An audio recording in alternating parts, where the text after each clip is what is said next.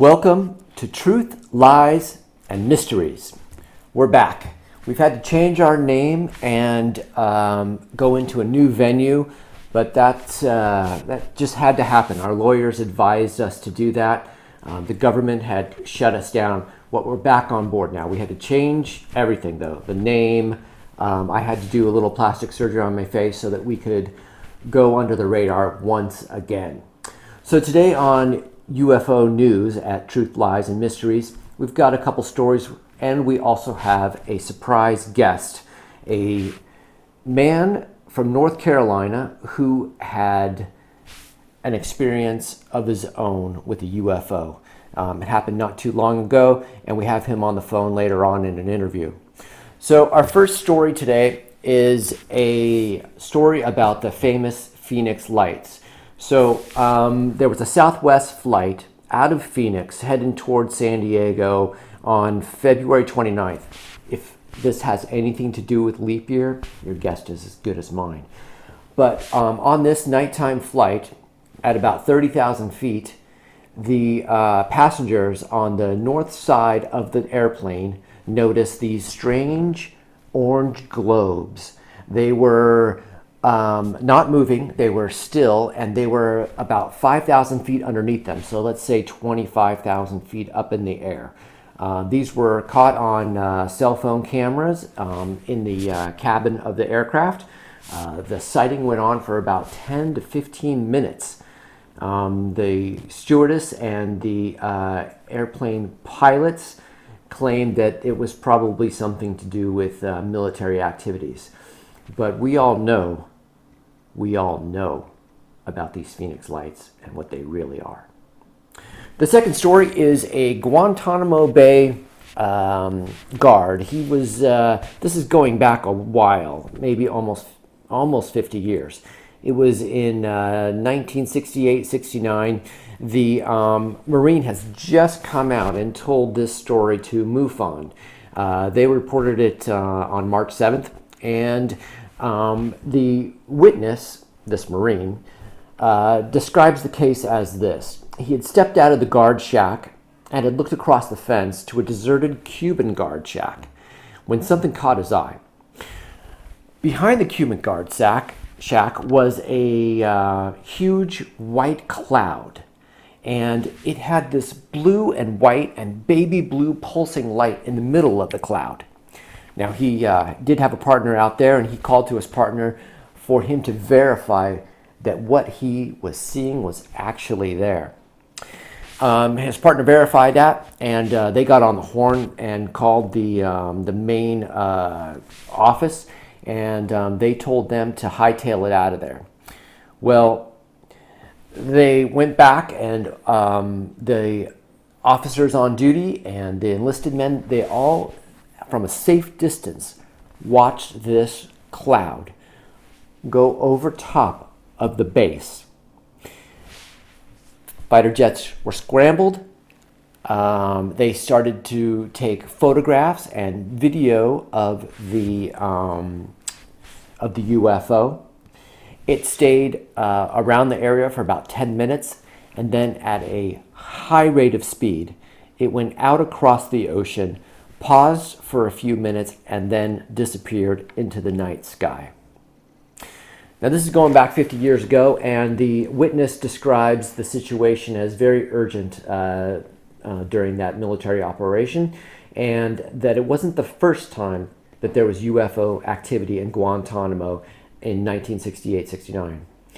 They had numerous accounts that this witness describes in a interview with MUFON. You can find out more at MUFON.org. And I think it's time that we bring our phone call on the line. Our guest today is J.D. Westcott. He joins us on Skype from his home in Robbinsville, North Carolina. Now, J.D. claims that he has seen a UFO. The sighting took place on February 17th of this year. J.D., welcome to Truth, Lies, and Mysteries. Well, thank you, Ross. Glad JD, to be here.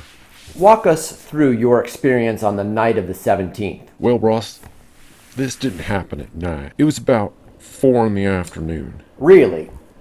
So this was a daylight sighting? You betcha. I was out on Highway 129 near Cat Eye Road. Now, what were you doing out there, JD? Were you hunting, fishing, No. trapping? I was dropping off some repairs to a customer. What kind of repairs? Well, I run a chainsaw and lawnmower repair business. Chainsaws.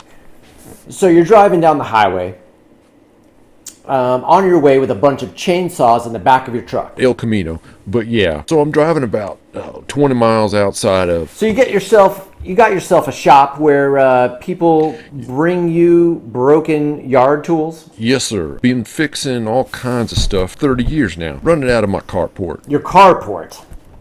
Can I get back to my experience? Please do. So about 3 miles from Cat Eye Road, my car starts acting real funny. Funny how? It starts running rough. The radio, it's going in and out. Well, what did you do? And then just then it just dies. Are there any other cars out there? Well, I pull over to the side of the road. Well, you're a mechanical guy, JD. Do you get out and try to fix it? Well, that I do. I'm about to pop the hood when all of a sudden the hair on the back of my arm starts to stand straight up like there's a static charge. How about the hair on your head? Well, I haven't had hair up there since my early 20s. Got me a bad case of the alopecia. Right. So then what happens? Well, then there's this humming noise, and I start looking around from where it's coming from, but it seems to be coming from everywhere. Strange. Very. Well, then I see it. The UFO. That's right. Describe the craft for us, JD. It's about the length of an 18-wheel, but triangle shape. No windows or door. It's a couple 100 feet above me and moving slowly east. What color is it? It started out looking real gray, and then it turns real silver-like. So it's changing colors as you're watching. Maybe trying to disguise itself from you. Maybe. Well, I started calling out to it. Who are you? What do you want? You're yelling at it? That's right. It points its nose tip at me, and I'm starting to get a little nervous. Well, what do you do then? Well, I start putting my hands up, real peaceful like. It seems like it's staring. I get the feeling it's reading my mind. Well, it must have figured that I wasn't going to harm it, and then it turns back the way it was going. I wonder what would have happened if you had grabbed one of those chainsaws in the back of your El Camino and started waving it around. I think that might have peeved it. Now, I just watched the thing slowly fly out of sight. I don't understand why you didn't snap a picture or a video of this UFO. I didn't have a camera. What about the camera on your phone? Well, I got me one of them Razor flip phones. It doesn't have a camera. It might be time for an upgrade, JD. Maybe so. Thing still works fine, though. Sure. But it would have been nice to have a little photographic evidence of extraterrestrials visiting our little planet outside of Robbinsville, North Carolina. Look, thanks for talking with us, JD. Let us know if they come back for a chat with you. Yep. Thanks for listening to my story, Ross. Okay. Now I think is a good time for our disclaimer. Let me read this to you. Our lawyers have advised us to declare the following.